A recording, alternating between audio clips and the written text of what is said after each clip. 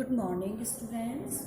As you know, fourth chapter of civics, unpacking gender, is going on. Okay, and in previous video we have discussed about the position, status, situation, conditions of women all through ages. So in this video we will discuss remaining topics of this chapter, like some factors of gender inequality. जो gender inequality के कौन कौन से factors ऐसे हैं जो responsible हैं gender असमानता के लिए. ओके, तो चलिए अगर हम कुछ फैक्टर्स पे डिस्कस करते हैं तो सबसे पहले अगर हम फर्स्ट फैक्टर देखें इकोनॉमिक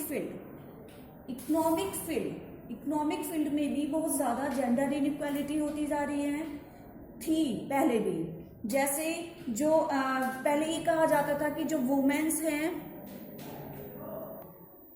पहले इकोनॉमिक फील्ड में जो वुमेन्स थी वो इतनी ज़्यादा अवेयर नहीं थी, लेकिन आप लोग देख सकते हैं कि कितनी सारी जो पॉलिटिकल पार्टीज हो उनमें कोई ना कोई वुमेन्स ज़रूर है. जैसे स्मृति ईरानी है, सुषमा स्वराज है, ठीक है, और भी बहुत सारे ऐसे एग्जाम्पल्स हैं. आप खुद देखते हैं डेली करंट अफेयर्स में, डेली पॉलिटिकल फील्ड में कि वुमेन्स किस तरीके से आगे बढ़ रही हैं. एक सिग्निफिकेंट पार्ट होती जा रही है ये वुमेन्स का. ठीक है, जो मेंस हैं जितने भी पॉलिटिकल फील्ड में, ये कहा जाता है कि कहीं ना कहीं जो वुमेन्स हैं वो उनके पीछे उनका एक एज ए पावर है. ठीक है, और अगर हम वुमेन्स की परसेंटेज देखें रूरल एरियाज में पॉलिटिकल फील्ड के मामले में, और वो भी ग्रामीण क्षेत्रों में, जो वुमेन्स की जो परसेंटेज है, जितने भी एम्प्लॉयड है उनमें ज्यादातर वुमेन्स वर्कर हैं. ठीक है, तो वो 87% के करीब माना जाता है. जैसे एग्रीकल्चर के फील्ड में देख लो, एज ए लेबरर्स हैं, एज ए कल्टिवेटर हैं. और अगर हम women's worker in urban areas में देखें तो 80% एम्प्लॉयड हैं. जैसे कुछ हाउस होल्ड इंडस्ट्रीज में वर्क करती हैं, कुछ पेटी ट्रेड्स में, कुछ अदर सर्विसेज में, कुछ बिल्डिंग एंड कंस्ट्रक्शन के वर्क में भी काम करती हैं वुमेन्स. आप लोग देखते हैं, ठीक है, वो ब्रिक्स को कलेक्ट करने का काम करती हैं. तो देखा जाए तब भी जो रूरल एरियाज है उसमें सबसे ज्यादा वुमेन्स की परसेंटेज पाई जाती है. अर्बन में तब भी कम है. ठीक है, लेकिन ये नहीं कह सकते कि वुमेन्स वर्कर नहीं है, वुमेन्स एम्प्लॉयड नहीं है.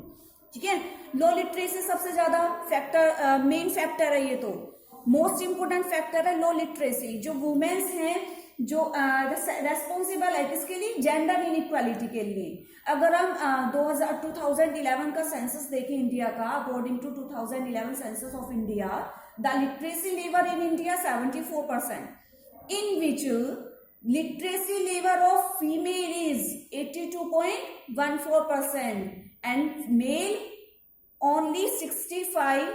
सॉरी, जो मेल का जो हमारा लेवल है लिटरेसी लेवल वो 82 था, और जो फीमेल का है वो डाउन होता चला जा रहा है.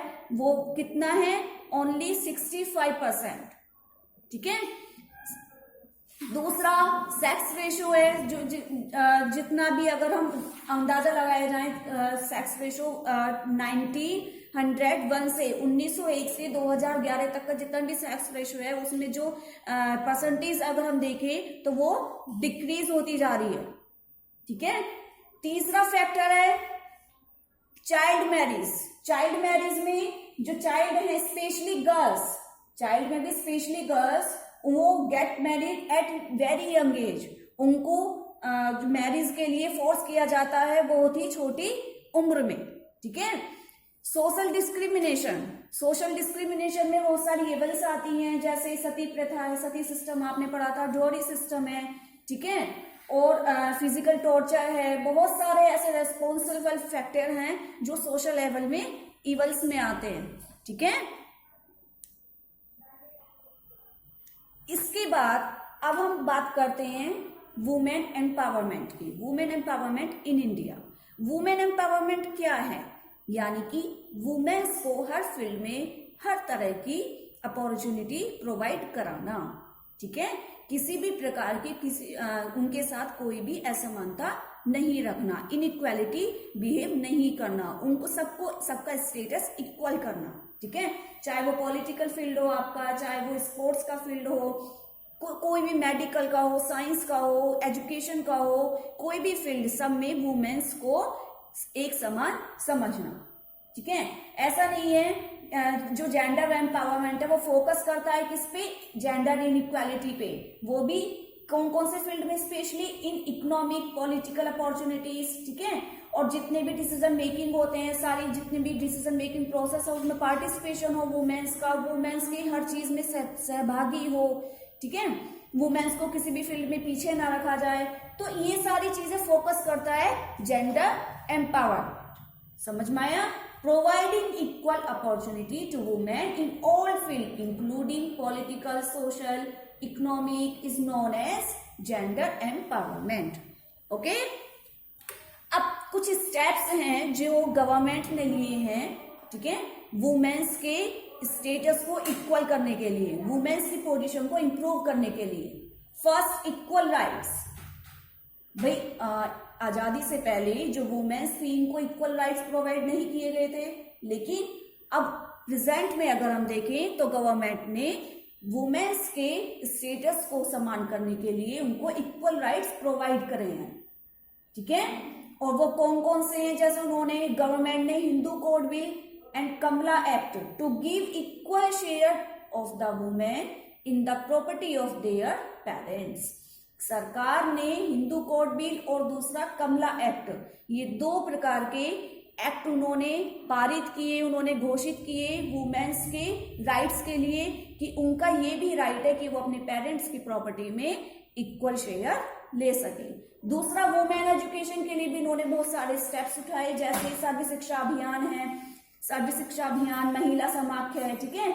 ये बहुत सारे इन्होंने वुमेन्स के एजुकेशन के लिए भी स्टेप्स उठाए। समझ में आ रहा है? बहुत सारी स्कीम्स चलाई इन्होंने। तीसरा, support for training and employment programme, step, STEP। इस प्रोग्राम के जो अंडर क्या आता है, जो भी वुमेन्स को ट्रेनिंग दी जाए, सपोर्ट किया जाए उनको एम्प्लॉयमेंट के लिए, किसके लिए, ताकि उनको रोजगार मिले, उनको प्रोवाइड किया जाए, ट्रेनिंग दी जाए उनको, स्पेशली उनको सबको, जहां पे जितनी ट्रेनिंग मेंस को दी जाती है उतनी ही उसी तरीके से वुमेन्स को भी ट्रेनिंग दी जाए, ठीक है। नई नई टेक्नोलॉजी में, एग्रीकल्चर के फील्ड में हो, चाहे डेयरिंग के फील्ड में, हॉर्टिकल्चर, फिशरीज, हैंडीक्राफ्ट, हर फील्ड में वुमेन्स को सपोर्ट किया जाए, उनको ट्रेनिंग दी जाए। फोर्थ है राष्ट्रीय महिला कोष, RMK। ये भी गवर्नमेंट के द्वारा एस्टेब्लिश किया हुआ एक सैंक्शन है वुमेन्स के लिए, जो कब एस्टेब्लिश किया गया था? 1993। कब? 1993, ठीक है। RMK, राष्ट्रीय महिला कोष।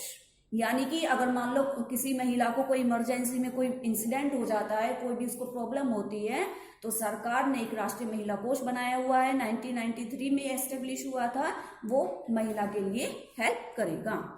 Fifth, protection from domestic violence bill 2002। यानी कि जितने भी घरेलू हिंसा होती है उनसे सुरक्षा के लिए सरकार ने वुमेन्स के लिए एक बिल बनाया, protection from domestic violence bill 2002, ठीक है।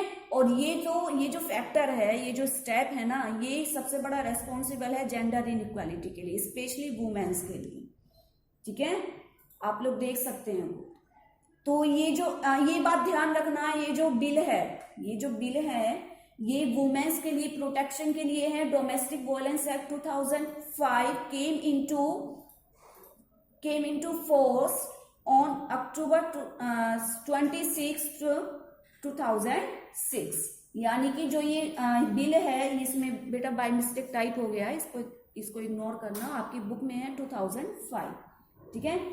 ये 26 अक्टूबर 2006 में तो पारित हुआ, और लेकिन जब ये आया, ये एक्ट कब आया?